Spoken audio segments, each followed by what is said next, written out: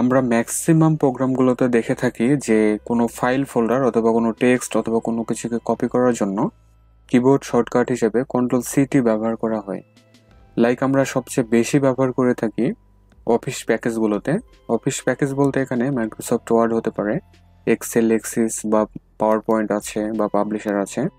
তো কোনো সময় যদি এমন হয় যে সাপোজ মাইক্রোসফট ওয়ার্ড ডকুমেন্টে আপনি কাজ করতেছেন, এখন দেখা গেল যে Ctrl+C দিয়ে আপনি কপি করতে পারতেছেন না, অর্থাৎ হলো এই অপশনটি টোটালি ডিসেবল হয়ে আছে বা ইনঅ্যাক্টিভ হয়ে আছে। তাহলে এটিকে কিভাবে এনেবল করবেন বা এই প্রবলেমটা আসলে কিভাবে ফিক্স করবেন, সেই ব্যাপারটা আজকের ভিডিওতে আমি দেখাবো। চলুন তাহলে শুরু করা যাক।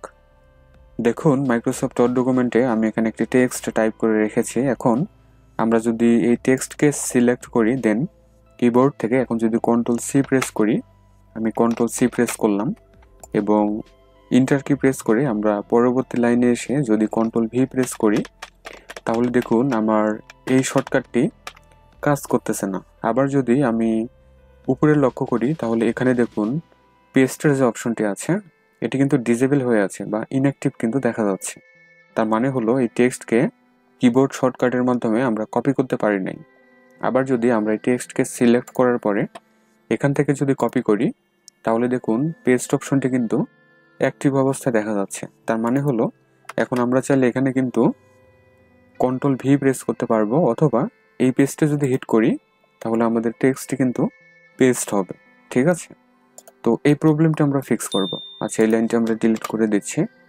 Ctrl+C যদি কাজ না করে, সেক্ষেত্রে আমাদের যেতে হবে ফাইলে ট্যাবে, দেন অপশনস, এরপরে বাম দিকে যে অপশনগুলো আছে এখান থেকে কাস্টমাইজ রিবনে যেতে হবে। এখানে লক্ষ্য করুন কাস্টমাইজ নামের একটি বাটন আছে, অর্থাৎ কিবোর্ড শর্টকাটস। এখানে ক্লিক করব। এরপরে হোম ট্যাব সিলেক্ট করতে হবে, যেহেতু হোম ট্যাব, সো আমরা হোম ট্যাব সিলেক্ট রাখবো। এরপরে কমেন্টস, এখান থেকে আমরা একটু নিচের দিকে আসবো। নিচের দিকে আসার পর দেখুন এডিট কপি নামের একটি কমেন্ট আছে, জাস্ট সিলেক্ট করব। এখন লক্ষ্য করুন কারেন্ট কিজ কিন্তু আমরা দেখতেই পাচ্ছি Ctrl+Insert, একটি মাত্র শুধু কিবোর্ড শর্টকাট এখানে সেট করা আছে। তো আমরা এখন এখানে কাস্টম ভাবে ওই Ctrl+C টাইপ করে দেব। ঠিক আছে, আমরা কিবোর্ড থেকে যদি কন্ট্রোল কি ধরে যদি সি প্রেস করি, তাহলে Ctrl+C কিন্তু এখানে সেট হবে। ঠিক আছে, উপরে দেখুন লেখাই আছে প্রেস নিউ শর্টকাট কি। এখন জাস্ট আমরা এই যে অ্যাসাইন নামের যে বাটনটি দেখা যাচ্ছে, জাস্ট এখানে ক্লিক করব, তাহলে এই পাশে কিন্তু Ctrl+C সেট হয়ে গেল। ঠিক আছে, এখন আমরা ক্লোজ করব, দেন ওকে করব। এখন যদি এই টেক্সটকে আমরা সিলেক্ট করার পরে কিবোর্ড থেকে Ctrl+C যদি প্রেস করি, তাহলে কপি হলো।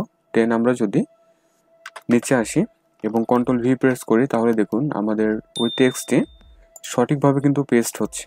ঠিক আছে, আমরা যতবারই করি না কেন এখন কিন্তু পেস্ট হবে, অর্থাৎ কপি যেহেতু আমরা কমান্ড দিয়েছি সেহেতু কাজ করবে।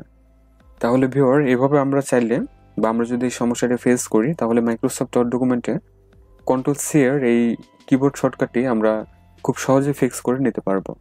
ভিডিওটি ভালো লাগলে লাইক, কমেন্ট, শেয়ার করবেন।